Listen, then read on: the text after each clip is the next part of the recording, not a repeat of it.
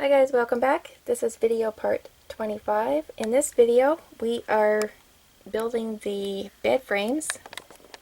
That's the bedboard with the railing. So we'll do that in this video. And all of the video clips were taken before I did all of these updates in this room, so it looks a lot different than it does right now.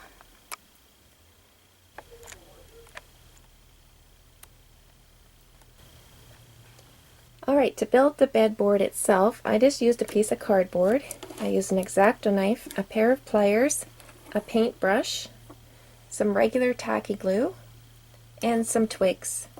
These are maple twigs that I got in our local forest. They've been sitting in my house for a couple of years, so they have been naturally dried out. Depending on what kind of twigs you get, you'd have to Google more information on the type of wood you are using. I believe you can dry twigs in the oven, but just Google it to make sure. So you don't want to make them too brittle to work with, but that's for sure. When I just Googled it, it said to dry them over a week or two in a well-ventilated area. But I'm sure you could speed that up by drying them in the oven as well. But the best thing to do is to look on Google for more information on any twigs that you're thinking about using.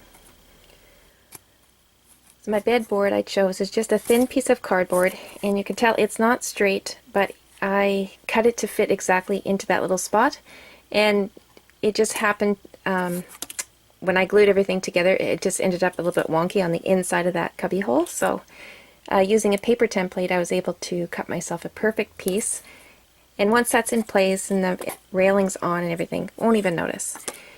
Alright, so what I'm going to do now is I'm going to take my stick, and I just chose one of these sticks here. I cut it down to size, and I carved off the bark. And now I'm going to make a slit where this is going to fit into. I'll do it this way. Just keep my hands right out of there. I don't really want to cut myself. And yeah, this will work. So I'm just going to drag this down the stick as straight as I can. And I go over again.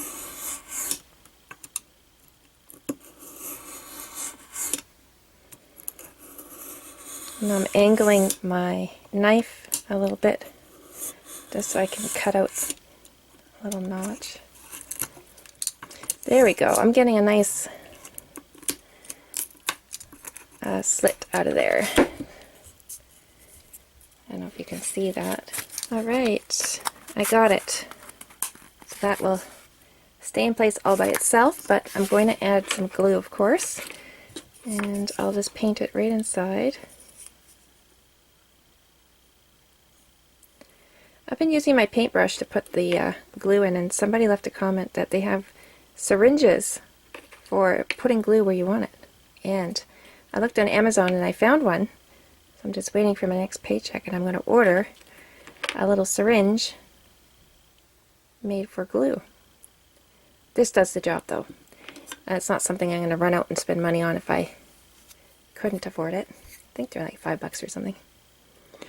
Alright, now, yeah, that's the right side.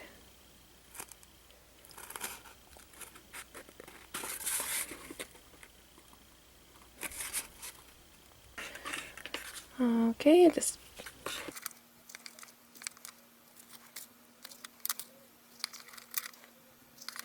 so this is painter's tape, and I'm just going to put it on there while this dries. So this is an instant coffee and water mixed together, and my bed isn't completely dry yet, but I'm kind of anxious to get going here.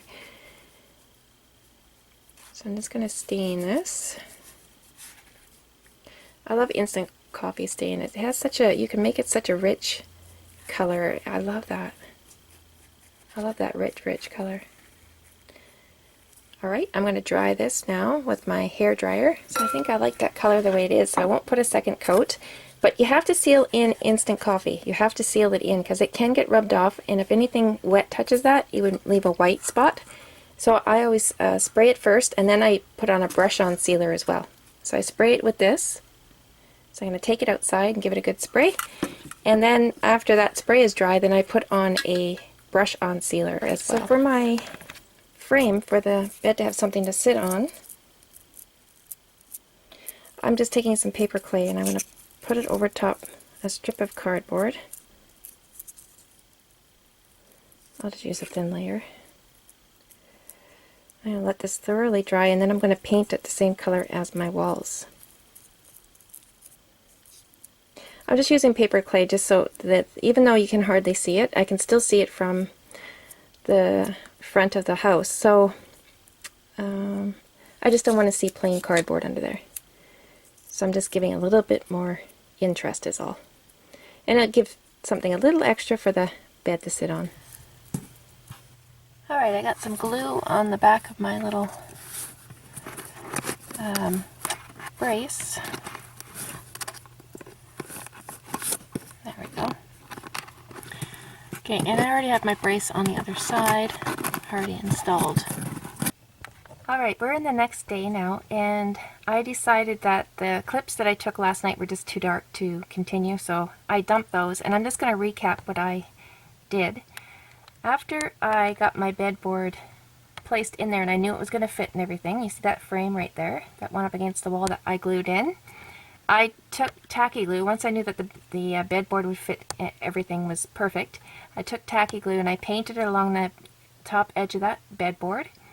I also glued one in on this side here that you couldn't see, and I didn't bother to paint it or anything fancy because you cannot see it, but I glued one inside there.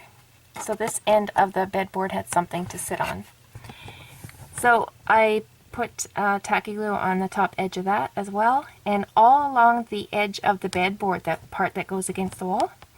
So once I put it in place, then that glue dried, and now that bedboard is permanently stuck in place. So this wasn't in my previous videos, this part here. This used to be a solid wall, but I decided to, instead of having the bed sitting out here on the floor, I'd stick them inside the wall, so it gives me more space to work with here. And I've already installed the one bedboard. It doesn't have the braces on the bottom like that one, obviously. I instead worked it into the paper clay because I knew I was doing some walls in here, so I did it all at the same time. So this is very solid in there. This one I'm going to do with a brace on the bottom. And what I'll do on the bottom there is do a tinfoil brace, just how I showed you that I put this shelf in. So there I go, my bed frames are now permanently installed. And because this was such a hard to get at space, I also used a mirror to help me. I learned that trick while I was building my gnome home because I had so many weird and odd angles that it was impossible to get at without having a set of eyes that could come right off my head. So I decided to start using a mirror, and that works brilliantly. So if you ever need an extra set of eyes, just get a mirror and prop it up. And it also helps me a little bit of peace of mind too that I got in here, so if anybody leans into the house and looks, they won't see a mess behind here.